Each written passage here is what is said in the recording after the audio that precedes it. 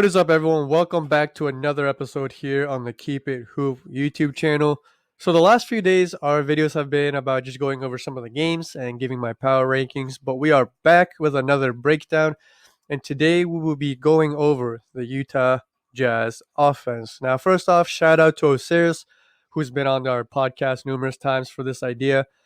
But yeah, I wanted to look at the Jazz offense, and they've been on a tear lately. They've been playing some great basketball, and when I look at their offense, I was just so surprised. Now, I've watched plenty of Jazz games, but I just never really realized or just had the time or the opportunity to break it down and analyze it to this extent. But I was surprised at how effortless and simple their schemes are. Yeah, before we get started though, make sure to hit that subscribe button, that thumbs up button, give us a comment, share the video, and follow us on our social media pages. On Instagram, it is keep_it_hoop. And on Twitter, it is keep it hoop blog. So follow us, like our stuff, engaging comments, conversations, whatever. But yeah, let us know what you guys think of this video as well. So first off, what makes them so good? Now I'm sure you'll see in this video, but they have very simple reads and they have versatile players. And it was interesting because a lot of it is off of the pick and roll with Gobert. The Jazz are first in the league in pick and roll plays per game and top 5 in points per possession off of the pick and roll. Now Gobert isn't a dominant offensive player, especially by himself, but no team ever wants to give up dunks or lobs. And Gobert, at his wingspan, his size and leaping ability, has become adept at catching lobs. Teams also don't want to give up open shots, right? So if they're running a pick and roll, they're going to hedge hard. And you have guys who are good playmakers and can shoot the ball. Mike Conley, Donovan Mitchell, and you have guys like Bogdanovich, Joe Ingles, Georges Niang. All of these guys can shoot and can also run the pick and roll and make good passes and make good reads. So whichever guy isn't running the pick and roll, you can also just put them on the sides, the corners, the wings, and you're going to create opportunities for them to either get a wide open shot or to draw the defense away from the two-man action going on. And on top of that, all of these guys, especially Conley, Bogdanovich, Donovan Mitchell, and Jordan Clarkson, who's been excelling at his role this year and having a good season, they can all go ISO, break down the defense, get their own shot if they need to, if the pick and roll doesn't work, end of shot clock situation, stuff like that. So it just comes down to running the pick and roll, making the right reads, and then just having guys who can do everything, right? Shoot it, pass it. So it makes their offense simple and efficient. So we're going to look at a pick and roll here to start the game. And Conley's defender you see here is going to hedge hard, right? You don't want Conley getting a wide open shot. But Plumlee here can't really hedge too hard or help. Again, he's right here occupied with Gobert, doesn't want to give up the wide open lob. And Delon right here, he's sticking with Mitchell. Jerry Grant is sticking with Bogdanovich, who's a very good shooter.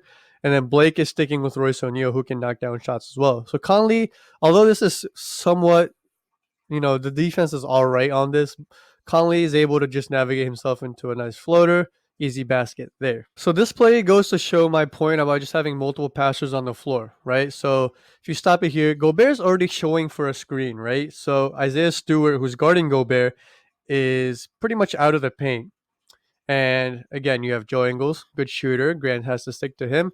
And you have, I think that's Josh Jackson. He's stuck with Jordan Clarkson, who can knock down the shot as well. So right before this play even starts, the paint is wide open. Everybody has to stick to their man. Mike Conley makes a very, very, very nice decision here. Makes the read. Again, sees that the paint is open and cuts really hard to the basket. Now, first of all, that's pretty bad defense by Delon, right? To pressure him that hard when you have no help there. But again, Georges Niang, another guy. Conley's known as the de facto point guard and the guy who's going to run a lot of the pick and rolls.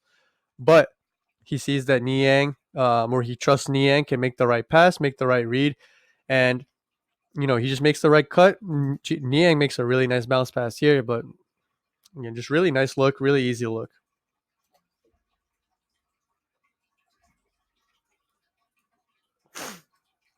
So this one, Ingles, another one of those guys that can run the pick and roll, gets an easy look here.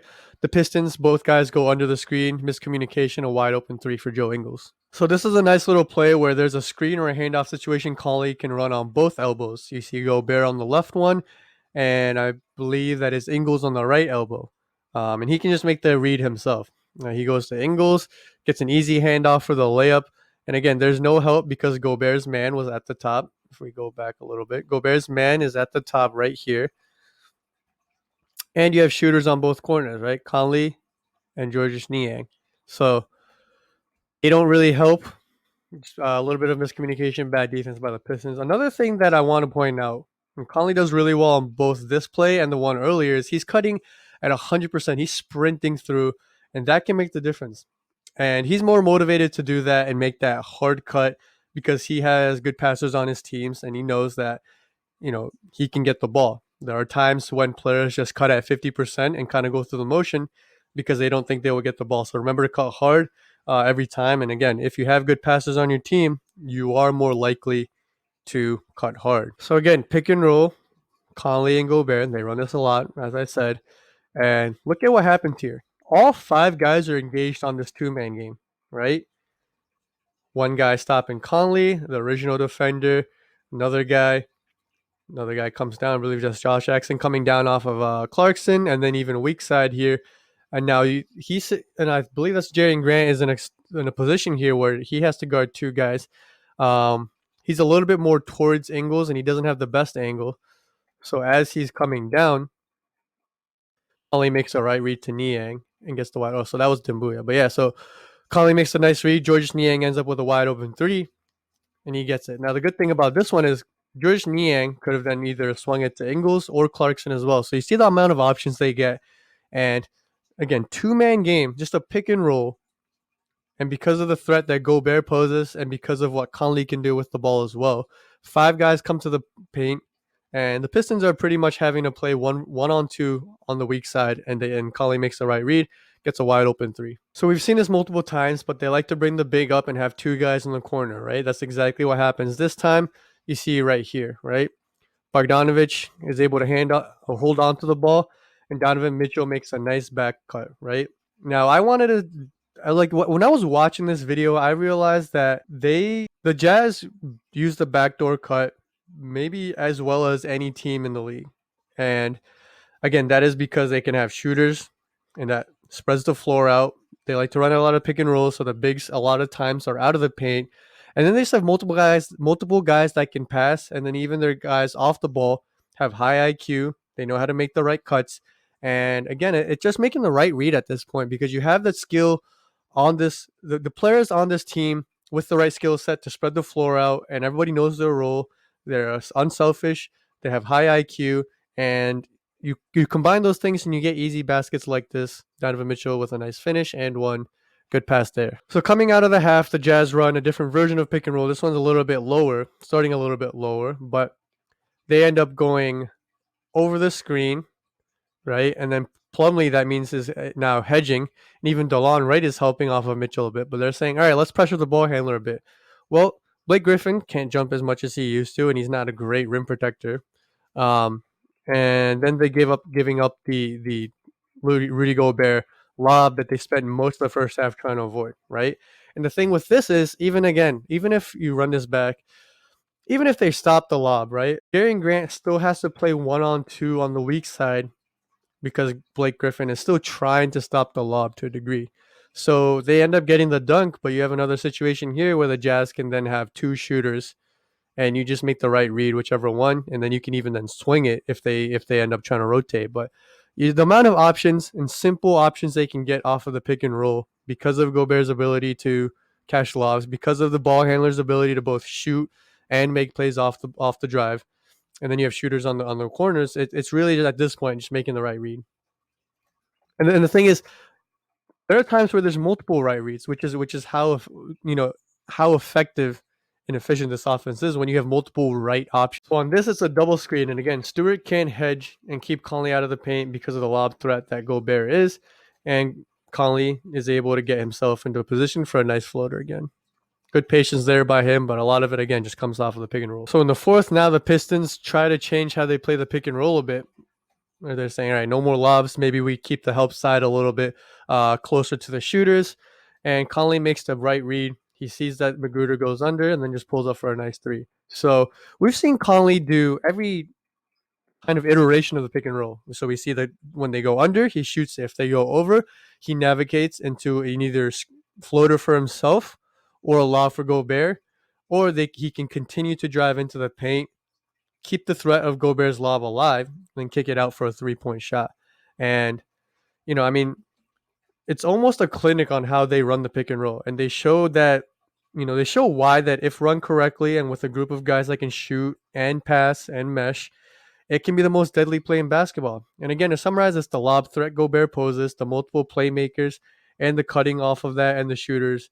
And all of that is just, having high IQ, unselfish guys who can make the right read. And then you have multiple guys who can go ISO and get their own shots if they need to. And that's, why they have such a good offense this year.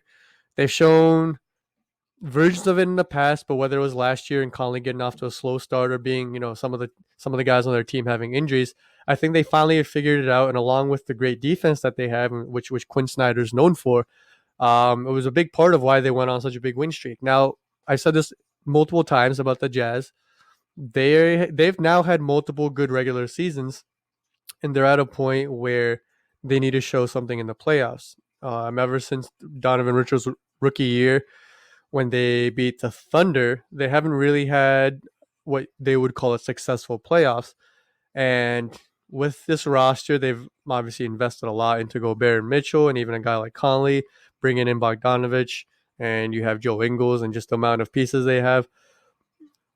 Again, you can see how good they are in the regular season, but I think it is time where we start to expect more from them in the playoffs. Um, and if they can stay healthy, I think they're a dark horse team that can get some things done.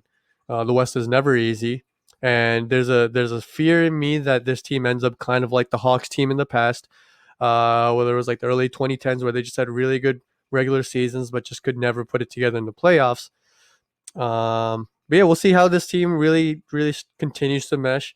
And I expect a lot from them in the regular season. But again, the postseason will be where we really judge them. But I hope you guys enjoyed this video. Got a look at why the Jazz offense has been so good.